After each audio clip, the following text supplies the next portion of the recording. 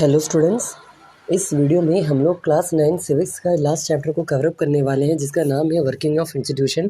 ज़्यादा इधर उधर की बातें नहीं करेंगे, चलिए सीधा टॉपिक पर आते हो कि तो इस चैप्टर में लगभग 18 पेजेस है टोटल, जिसमें से अगर आप एक्सरसाइज और बाकी चीज़ों को माइनस करते हैं तो 12 पेजेस आपको पढ़ना है। और नेक्स्ट वीडियो किस चीज़ पर बनाना है, कौन से चैप्टर बनाना है, अगर आप वो भी कह दे तो अच्छा रहता। कमेंट सेक्शन में आप कमेंट करके बता सकते हैं क्या चीज़ आपको पढ़ना है या क्या चीज़ जानना है। एसएसटी या तो बायो में तो आप वो पूछ सकते हो कि या केमिस्ट्री, जो आपको अच्छा लगे वो पूछ लीजिएगा, या इंग्लिश, जो भी। नेक्स्ट, अगर आप चैप्टर की ओर आते हैं तो पहले ये हेडिंग को समझिए, वर्किंग ऑफ इंस्टीट्यूशन। वर्किंग मतलब काम करना, इंस्टीट्यूशन मतलब संस्था। भारत देश में जो कि एक लोकतांत्रिक देश है, जो कि एक डेमोक्रेटिक कंट्री, यहाँ पर 3 मेन इंस्टीट्यूशंस होता है। इसी इंस्टीट्यूशन को 3 पिलर्स ऑफ डेमोक्रेसी भी कहलाता है, या तो उसी को हम लोग कहते हैं 3 organs of democracy. And basically वो क्या है, तो यहाँ पर आप देख पा रहे हैं उनका आंसर है लेजिस्लेचर, जो कि कानून बनाने का काम करता है। दूसरा एग्जीक्यूटिव, जो कानून इम्प्लीमेंट करने का काम करता है। और तीसरा जुडिशरी, जो कि कानून में अगर कोई प्रॉब्लम आ जाए तो उसको डिस्प्यूट को सॉल्व करना, सेटल करने का काम करता है। तो पहले आपको ये आंसर मिल चुका है कि what are the 3 main institutions in a democratic country like India. तो ये हो चुका है पहला चीज़। अगली बात, इसी को थोड़ा आगे बढ़ा रहे हैं। जो इंडिया का जो लेजिस्लेचर है, बेसिकली उसमें पार्लियामेंट आता है, जो यहाँ पर कानून बनता है। आपने ये चीज़ पढ़ा होगा, जब कोई एक नेता, सपोज दैट जो पार्लियामेंट में 2 हाउस होता है, एक को लोकसभा एक को राज्यसभा कहते हैं। कोई भी कानून पहले आता है वो लोकसभा में आता है, लोकसभा में आने के बाद वो राज्यसभा जाता है, फिर राज्यसभा से प्रेसिडेंट उसको एसेंट करता है, मतलब मोहर मारना, साइन करना, और उसके बाद ये चीज़ जो है लागू होता है। तो ये कुछ चीज़ें हैं जो आप लोग जान सकते हैं। तो हम बताना आपको ये चाहते थे कि लेजिस्लेचर जो होता है ये सारा कानून बनाने का काम करता है। उसी तरह एग्जीक्यूटिव में अगर आप देखते हो तो पॉलिटिकल एग्जीक्यूटिव और परमानेंट एग्जीक्यूटिव, 2 तरह के एग्जीक्यूटिव होते हैं। आपको इसी चैप्टर में पढ़ना है।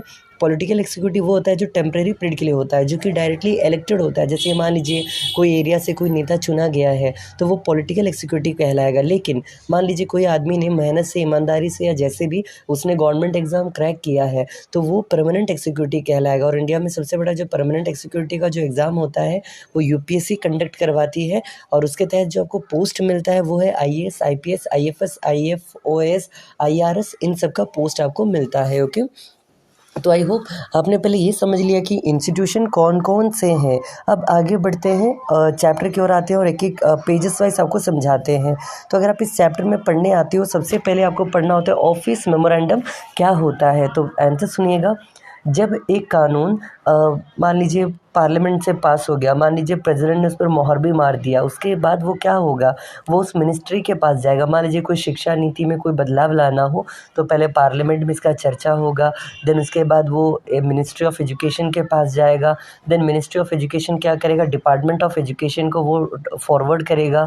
और इसी प्रोसेस को, मतलब जो गवर्नमेंट का जो ऑफिशियल नोटिस होता है, जो कि एक लेवल से दूसरे लेवल की ओर पास किया जाता है, उसी ऑफिशियल नोटिस को कहा जाता है ऑफिस मेमोरेंडम।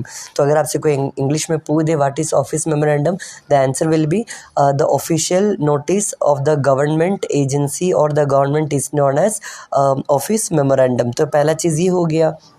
अब अगर आप एनसीईआरटी के सेकंड पेज में टर्न करके आते हैं, वहाँ पर आपको पहले पढ़ना होता है एससीबीसी क्या है। तो एससीबीसी का मतलब socially and educationally backward class होता है, जिसमें 27% आरक्षण, दैट इज कॉल्ड रिजर्वेशन का डिमांड किया गया था। लेकिन ये कहानी आपको पूरा समझना पड़ेगा कि ये है क्या। ओके, तो चलिए आपको कहानी समझाते हैं। बेसिकली इंडिया में बिहार में खास करके एक नेता हुआ करते थे, बिहार के एक नेता थे बिंदेश्वरी प्रसाद मंडल, जो कि बिहार के 7th सीएम भी रह चुके हैं। इसी सीएम द्वारा ये 33 दिन के लिए बिहार के सीएम थे, फिर इन्होंने रिज़ाइन कर दिया क्योंकि ये एक बैकवर्ड क्लास से बिलोंग करते थे और इनका डिमांड था कि 27% आरक्षण दिया जाए। देन वाई 27, कोई और डिजिट क्यों नहीं, 30, 40, 50, 60, 100 या 10, ऐसा क्यों नहीं? क्योंकि देखो उस समय 1970 की बात कर रहे हैं, 1970 के दौरान भारत का जो टोटल पॉपुलेशन था उसका 52% ऑफ द पॉपुलेशन आपका ये ओबीसी से बिलोंग करता था। इसलिए 26 जो कि उसका आधा से एक ज़्यादा 27 जो होता है उसको बनाया गया रिजर्वेशन का नंबर। तो अगर आपसे कोई पूछ दे वाई 27, रीज़न था 52% ओबीसी है इंडिया में, इसीलिए उसका 27% को बनाया गया, रिजर्वेशन दिया गया। ओके, आगे बढ़ते हैं। तो बीपी मंडल बेसिकली एक नेता थे जो कि आरक्षण चाहते थे, और उस टाइम में पहली बार 1974 में 76-77 के दौरान पहला नॉन कांग्रेस गवर्नमेंट फॉर्म होता है अंडर मोरारजी देसाई। और इसके बाद फिर समय बदलता है, समय आगे बढ़ता है, 1789 आ जाता है, 1989 के दौरान जो भारत के प्रेसिडेंट थे, प्राइम मिनिस्टर वीपी सिंह, ये वीपी सिंह ने कहा था कि अगर हमारी पार्टी जीतती है तो हम लोग क्या करेंगे, आरक्षण देंगे। और यही हुआ, पार्टी जीती, मंडल कमेटी नाम का एक कमेटी बिठाया गया और इस कमेटी का रिपोर्ट में कहा गया था कि 27% आरक्षण चाहिए और ये फाइनलाइज किया गया। तो अगर आपसे पूछ दे SC/BC क्या है, तो जो OBC कास्ट होता है, मतलब that is called other backward class, इसके अंदर में जो दो होता है BC1 BC2। तो जो BC1 होता है उसको अत्यंत पिछड़ा वर्ग कहा जाता है और BC2 को पिछड़ा वर्ग कहा जाता है। तो इन्हीं में से जो एजुकेशनली और सामाजिक रूप से जो पिछड़े वर्ग के थे उनको आरक्षण देने का बात किया गया था। और कहाँ पर आरक्षण, तो आंसर है गवर्नमेंट जॉब्स में, मतलब जितने भी UPSC BPSC या कोई भी स्टेट लेवल के जो गवर्नमेंट एग्जाम होंगे उसमें 27% आरक्षण देने का डिमांड किया गया था। तो ये प्लीज़ NCERT खोलिएगा, इस चैप्टर का पेज नंबर 2 में जाएगा, ऊपर ही में ही पैराग्राफ में दिया गया है, मतलब एक हेडिंग होगा डिसीजन मेकर्स, उसी डिसीजन मेकर्स के ऊपर वाला टॉपिक पढ़ लीजिए, वही था आपका इसका आंसर। तो इस तरह आपने 2 टॉपिक कवर कर लिया, इवन 3 टॉपिक आपने कवर कर लिया। BP मंडल कौन है, तो बता दिए, बिहार के एक 7th CM थे जिन्होंने 30 डे के बाद रिज़ाइन कर दिया क्योंकि इनका डिमांड फुलफिल नहीं किया गया। और इनके द्वारा बनाया गया कमेटी का नाम था मंडल कमीशन, जो कि फाइनलाइज किसके द्वारा किया गया था, VP सिंह, जो कि इंडिया के PM थे ड्यूरिंग 1989। नेक्स्ट, इस चैप्टर में बहुत सारे कुछ ग्लोसरी टर्म्स पढ़ना है। अगर आप इस चैप्टर के आप लास्ट में आते हो एक्सरसाइज से पहले, तो कुछ टर्म्स दिया गया है, जैसे कि रिजर्वेशन क्या होता है, जैसे कि पॉलिटिकल इंस्टीट्यूशन क्या होता है, जैसे कि कोलिशन गवर्नमेंट क्या होता है। तो वहाँ पर जो टर्म्स दिया है वो टर्म्स एक बार ज़रूर पढ़ लीजिएगा। तो हम यही आपको बताना चाहते थे, ग्लोसरी टर्म्स पढ़ लीजिएगा। ओके, नेक्स्ट है यहाँ पर केस का नाम आप पढ़ पा रहे होंगे, Indira Sawhney versus and others versus UOI का मतलब होता है यूनियन ऑफ इंडिया केस। तो ये भारत सरकार और इंदिरा सोनी के बीच में केस हुआ था, 1992 में इसका रिजल्ट आया था। तो ये केस आपको पढ़ना है और ये आपको पेज नंबर 4 में मिलेगा, ओके, बॉटम में।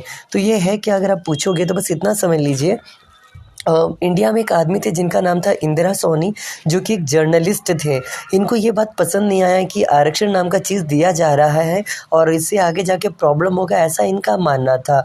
तो इन्होंने सुप्रीम कोर्ट में केस दाखिल किया जिसमें इन्होंने बोला कि इस कानून को 27% जो आरक्षण है इसको इनवैलिड घोषित कर दिया जाए। और इसी केस का नाम है, मतलब जिस केस में इंदिरा सोनी ने ये पिटीशन डाला था कि कैसे भी इस 27% रिजर्वेशन वाले जो भी लॉ है या तो कमीशन है या कमेटी है, इसको बैन कर दिया जाए या तो इसको इनवैलिड घोषित कर दिया जाए। इसी केस का नाम था आपका Indira Sawhney and others versus Union of India case. And 1992 में सुप्रीम कोर्ट का ऑर्डर आया कि नहीं, ये जो भी है सही है, इसको लागू कर दिया जाएगा और ये लागू हो गया। तो ये चीज़ है जो आप यहाँ पर पढ़ सकते हैं। और नेक्स्ट, अब अगर आप आगे बढ़ते हैं, यहाँ पर एक सवाल है, why do we need an institution. तो ज़रा सोचिए, इंडिया एक डेमोक्रेटिक कंट्री है, इंडिया एक डाइवर्सिफाइड कंट्री है, मतलब विभिन्नता भरा पड़ा है। कोई अलग जगह पर रहता है, जैसे कि ज्योग्राफिकली सोचिए ना, कोई डेजर्ट में रहता है, कोई कोस्टल एरिया, कोई प्लेन्स, कोई माउंटेन रीजन, कोई आइलैंड्स। तो अलग अलग जगह पर इंडिया में लोग रहते हैं। या ये भी छोड़ दीजिए, लैंग्वेज देखिए ना, इंडिया में अलग अलग स्टेट में अलग अलग लैंग्वेजेस है। या ये भी छोड़ दीजिए, रिलीजन देख लीजिए, इंडिया में अलग अलग रिलीजन है, अलग अलग कास्ट है, अलग अलग चीज़ों को पूजने वाले मानने वाले लोग हैं और अलग अलग चीज़ खाने वाले लोग भी हैं। तो इतना डाइवर्सिफाइड कंट्री को हैंडल करना इतना आसान नहीं है। और इसी चीज़ को स्मूथली रन करने के लिए, मतलब इंडिया जैसा एक डाइवर्सिफाइड कंट्री को स्मूथली रन करने के लिए हम लोग को क्या चीज़ की ज़रूरत है, that is called the institution. अब ये इंस्टीट्यूशन क्या है तो वो भी आपने पढ़ लिया। बेसिकली इन सबको कहते हैं इंस्टीट्यूशन, मतलब लेजिस्लेचर, एक्सिक्यूटिव, जुडिशरी को कहते हैं आपके इंस्टीट्यूशन। या तो इनको 3 मेन पिलर्स ऑफ गवर्नमेंट कहते हैं या तो 3 main organs of the government कहते हैं। तो ये सब आई होप आप समझ रहे होंगे। नेक्स्ट, इसी सवाल को उल्टा भी पूछा जा सकता है कि why democratic government insist on institution. क्यों लोकतंत्र सरकार हमेशा इसी पर जोर देती है कि हम लोग को इंस्टीट्यूशन चाहिए। क्यों, ज़रा सोचो ना, जहाँ पर इंस्टीट्यूशन नहीं होता वहाँ पर सिंगल मैन का रूल रहेगा। बेस्ट एग्जाम्पल चाइना में चले जाइए या कोई म्यांमार चले जाइए, जहाँ पर मिलिट्री रूल है, जहाँ पर तानाशाही है। तो वहाँ पर वो जो बोलेगा वो लागू हो जाएगा। अगर वो नेता खराब निकला तो वो देश बर्बाद हो जाएगा और अगर वो नेता सही निकला तो वो देश बहुत ही नाम कमा लेगा। तो प्रेजेंट टाइम में देखा जाए तो इंडिया जिस तरह का डाइवर्सिफाइड कंट्री है, यहाँ पर हम लोग किसी एक आदमी को पूरा पावर मतलब एब्सोल्यूट पावर उनके हाथ में नहीं थमा सकते हैं। क्यों? अगर वो नेता खराब निकला, घटिया निकला या थोड़ा भी बायस्ड निकला, मतलब था ना वो भेदभाव करने वाला निकला, तो ये देश बर्बाद हो सकता है। इसलिए इंडिया में इंस्टीट्यूशन बहुत ज़्यादा ज़रूरी है। तो बस आपको यही आंसर पढ़ना था, ये बुक में लिखा हुआ है, पढ़ लीजिएगा। हेडिंग है आपके बुक में नीड ऑफ इंस्टीट्यूशन, वहीं पर आपको इसका आंसर मिल जाएगा। अगला सवाल है 3 words, that is called, one is called parliament, one is called executive, one is called judiciary. देखिए पहले एक बात सुनिएगा, इस वीडियो के बाद हम एक और वीडियो अपलोड करेंगे जिसमें इंडिया का पार्लियामेंट्री सिस्टम को एक्सप्लेन करेंगे, और वो one of the best video रहेगा मेरे इस यूट्यूब चैनल पर, जिसमें हम आपको पढ़ाने वाले हैं कि कैसे गवर्नमेंट रन करता है या कैसे ये इंस्टीट्यूशन काम करता है। तो ये चैप्टर वाइज बता रहे हैं और वो ओवरऑल बताएंगे। आप गवर्नमेंट एग्जाम के लिए प्रिपरेशन करो या 8, 9, 10 के स्टूडेंट हो या 11, 12 के, हर जगह वो काम आएगा। ओके, तो अगर आप पढ़ रहे हो, तो अगर आप ये वीडियो देख रहे हो, हम आपको ये सलाह देंगे कि वो वीडियो भी ज़रूर देखिएगा जो कि इसके बाद हम अपलोड करेंगे। ओके, तो अभी ये सुन लीजिए, यहाँ पर आपको क्या पढ़ना है एनसीईआरटी में। आपको ये पढ़ना है कि पार्लियामेंट का ज़रूरत क्या है, पार्लियामेंट में 2 हाउसेस होते हैं, उनके बारे में क्या क्या जानते हैं, उससे पूछ दिया जाएगा। देन ज़्यादा पावरफुल कौन होता है, लोकसभा या राज्यसभा। इसी लोकसभा को कहते हैं लोअर हाउस और राज्यसभा को कहते हैं अपर हाउस। तो ये आपको एनसीईआरटी में दिया गया है, आपको वो बस 3 पॉइंट्स वहाँ पर दिया गया, आपको वो पढ़ लेना है। ओके, तो ये चीज़ भी हो गया। नेक्स्ट अगर आप आगे बढ़ते हैं, यहाँ पर एक्सिक्यूटिव के बारे में पढ़ोगे। तो एक्सिक्यूटिव में आपको क्या क्या पढ़ना है अगर आप पूछोगे, तो सबसे पहले एक्सिक्यूटिव से कुछ डेफिनेशन पढ़ना है, व्हाट इज़ एक्सिक्यूटिव, बुक में दिया हुआ है। देन एक्सिक्यूटिव भी 2 टाइप्स के होते हैं, थोड़ी देर पहले हम लोग बात कर रहे थे स्टार्टिंग में। एक को कहते हैं पॉलिटिकल एक्सिक्यूटिव एंड एक को कहते हैं परमानेंट एक्सिक्यूटिव। तो ये क्या आपको ये पढ़ के जाना है। देन इसके बाद आपको ये पढ़ना है कि एक और चीज़ था इसमें, हाँ, पीएम। इसी एक्सिक्यूटिव के अंदर आपको पीएम के पावर्स के बारे में पढ़ना है, प्रेसिडेंट के पावर्स के बारे में पढ़ना है, और सीओएम जिसका मतलब होता है काउंसिल ऑफ मिनिस्टर्स। तो क्या होता है ये काउंसिल ऑफ मिनिस्टर्स, आपको ये चीज़ें पढ़ना है। और काउंसिल ऑफ मिनिस्टर पढ़ोगे, और काउंसिल ऑफ मिनिस्टर में बेसिकली कौन होता है अगर आप पूछोगे, तो देखिए जो लोकसभा के नेता होते हैं उसमें से कुछ गिने चुने नेता को हम लोग कहते हैं, दैट इज़ कॉल्ड, गिने चुने के जो खास नेता होते हैं उनको हम लोग काउंसिल ऑफ मिनिस्टर कहते हैं, या तो मंत्रिमंडल कहते हैं या मंत्री परिषद कहते हैं। और इसी मंत्रियों के बारे में आप जानोगे कि मंत्रियां भी 3 प्रकार के होते हैं, जैसे कि कैबिनेट मिनिस्टर्स, उसके बाद ministry of the state with independent charge. ये सारी चीज़ें एनसीईआरटी में आपको बस एक बार ये देख लेना है। ओके, और इसके बाद अगर आप आगे बढ़ोगे तो जुडिशरी के बारे में पढ़ोगे। अब जुडिशरी में क्या पढ़ना है, तो आपको जुडिशरी के बारे में लिखना आना चाहिए कि हाँ, जुडिशरी में सबसे बड़े कोर्ट को सुप्रीम कोर्ट कहते हैं जो कि दिल्ली में है, और उसके सबसे बड़े जज को हम लोग कहते हैं, that is called chief justice of India कहते हैं। और इस जुडिशरी के अंदर आपको एक टर्म पढ़ना जो कि वेरी वेरी वेरी इंपॉर्टेंट है, और वो टर्म है आपका जुडिशियल रिव्यू। क्या होता है, तो जुडिशियल रिव्यू का मतलब होता है जब उसके क्या कहते हैं, मान लीजिए लोकसभा राज्यसभा से कोई कानून पास हुआ और वो लागू भी हो गया, लेकिन सुप्रीम कोर्ट को लग रहा है कि इस कानून में कुछ लूप होल्स है, मतलब कुछ गड़बड़ियाँ हैं, कुछ गड़बड़ है, तो वो इस कानून पर स्टे ऑर्डर लगा सकती है और उसको लागू होने से रोक सकती है। और इसी पावर को कहते हैं जुडिशियल रिव्यू। जिस तरह क्रिकेट में 3rd एम्पायर होता है, वो फाइनल डिसीजन लेता है, उसी तरह सुप्रीम कोर्ट के पास एक पावर है जिसके तहत वो फाइनल डिसीजन लेता है कोई भी कानून के लिए। इसी फाइनल डिसीजन वाले पावर को कहते हैं जुडिशियल रिव्यू। नेक्स्ट टर्म है दैट इज कॉल्ड PIL, इसको कहते हैं पब्लिक इंटरेस्ट लिटिगेशन। अब ये क्या होता है पब्लिक इंटरेस्ट लिटिगेशन, याद कीजिए थोड़ी देर पहले आपने एक नाम पढ़ा था, इंदिरा सोनी का केस। इस केस में आपने क्या पढ़ा था, एक आदमी ने मंडल कमेटी पर केस कर दिया। तो क्या इंडिया में ऐसा हो सकता है कि आप किसी पर भी केस कर सकते हो? आंसर है हाँ, बिल्कुल। मान लीजिए आपके घर के बगल में कई बार बहुत झगड़ा होता है हर दिन और आपको ये नहीं पसंद है, तो आप चाहे तो PIL दाखिल कर सकते हो। या मान लीजिए आपके घर के बगल में कोई फैक्ट्री है, उसके कारण वहाँ पर बहुत ज़्यादा प्रदूषण आ रहा है और आप उस कंपनी पर चाहे तो केस कर सकते हो। इसी पावर को कहते हैं PIL, पब्लिक इंटरेस्ट लिटिगेशन। तो इसके बारे में आप थोड़ा पढ़ लीजिएगा डेफिनेशन, बस इतना ही कहना चाहेंगे। और इस तरह आपका ये चैप्टर यहाँ पर कंप्लीट होता है। लगभग 13-14 मिनट हो चुका है और थोड़ा खींचना पसंद करेंगे, जैसे कुछ क्वेश्चंस आपको दिखाना पसंद करेंगे। सबसे पहला सवाल, प्रेसिडेंट और PM में डिफरेंस क्या होता है, आपको ये पढ़ के जाना है। जैसे कि एक एग्जीक्यूटिव लेवल पर होता है और एक लेजिस्लेटिव लेवल पर होता है। एक एग्जीक्यूटिव का हेड होता है और एक लेजिस्लेटिव का हेड होता है, दोनों सेंट्रल लेवल पर होते हैं। तो बस इस तरह होता है जो आपको पढ़ना है। नेक्स्ट है, और PM बनने के लिए कम से कम उम्र 25 साल होना चाहिए, जबकि प्रेसिडेंट प्रेसिडेंट बनने के लिए 35 साल होना चाहिए। दूसरा है लोकसभा और राज्यसभा में डिफरेंस क्या है, तो लोकसभा का डिफरेंस और राज्यसभा का डिफरेंस हम अलग से एक वीडियो बना के आपको दे देंगे, तो आप वो वीडियो से पढ़ सकते हैं, या तो गूगल में जाके जस्ट टाइप कीजिएगा difference between Lok Sabha and Rajya Sabha, और आपको इमेजेस में जाना है, बहुत सारा डिफरेंस मिल जाएगा, 5-5, 8-8 डिफरेंस, आपको वो डिफरेंसेस भी पढ़ लेना है। तीसरा, एमपी और एमएलए का डिफरेंस क्या होता है। एमपी जो होता है वो सेंट्रल लेवल पार्लियामेंट के अंदर बैठता है, जो कि लोकसभा में बैठे, राज्यसभा में बैठे, डजंट मैटर, कहीं भी बैठे लोकसभा राज्यसभा में, वो एमपी कहलाता है, मतलब मेंबर ऑफ पार्लियामेंट। और इसी पार्लियामेंट को हिंदी में हम लोग कहते हैं सांसद भवन या तो संसद भवन। दूसरा है एमएलए। एमएलए जो होता है स्टेट लेवल पर विधानसभा में बैठता है, और इसी विधानसभा को इंग्लिश में कहते हैं मेंबर ऑफ लेजिस्लेटिव असेंबली, मतलब लेजिस्लेटिव असेंबली कहते हैं। तो ये भी हो गया। तीसरा, गवर्नर एंड सीएम, ये आपको नहीं पढ़ना, हम अपने मन से लिखे हैं, ये नहीं पढ़ना, ओके, नहीं पढ़ना मतलब नहीं पढ़ना।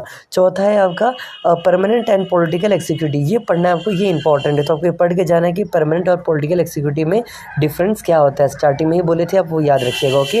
नेक्स्ट है पावर्स बताइए या तो फंक्शन बताइए प्रेसिडेंट एंड पीएम का, तो आपको ये भी पढ़ के जाना है। एक टर्म है कोलिशन गवर्नमेंट, क्या होता है, तो आंसर सुन लीजिए।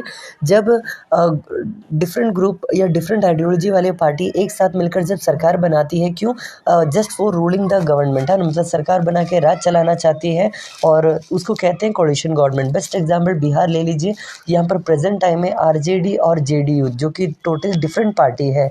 आरजेडी लालू यादव की पार्टी है और जेडीयू नीतीश कुमार की पार्टी है, दोनों के आइडियोलॉजी अलग है, फिर भी वो पार्टी मिलकर सरकार बनाई है, और इसी को कहते हैं कोलिशन गवर्नमेंट। और एक और बात, जब सेम आइडियोलॉजी वाले पार्टी मिलकर सरकार बनाए तो इसको कम्युनिटी गवर्नमेंट कहा जाता है, जो कि आपको नहीं पढ़ना, ओके।